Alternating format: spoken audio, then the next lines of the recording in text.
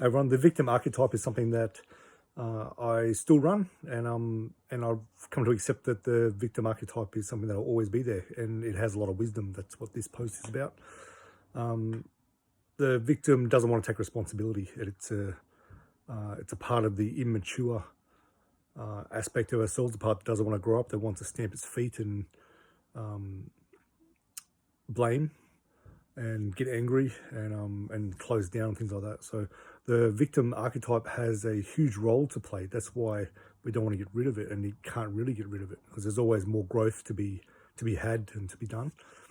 But the problem is when you're always in the victim archetype.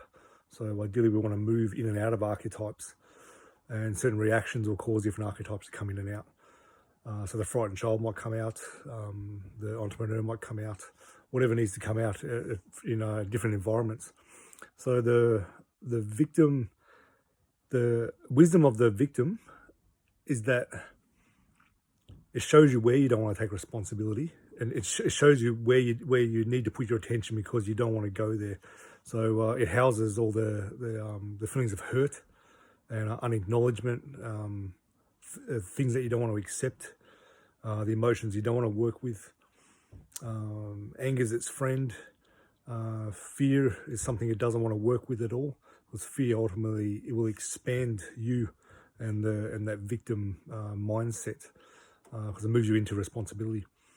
So the victim is needed when you don't have enough information of why you need to change or what direction you want to go in. That's why it's really important to know the why, like have a big why of why you're doing things, why you do things and where you want to go in your life.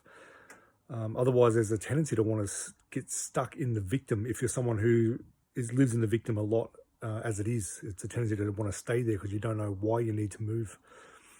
So there's almost like no impetus of why you'd want to go in and look any further about what's the victim about. So when you don't want to take responsibility and don't have enough information about why you should expand and go more towards your dreams and all that sort of stuff, or don't have enough information of about yourself, then the victim's a perfect place to be. The victim gets to blame. The blame is projecting the things you don't want to own.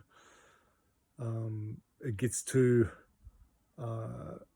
look around always to try to find a safe place or someone safe to really enable you to stay in that place, to not grow, to not expand. It wants to be mothered, it wants to be fathered.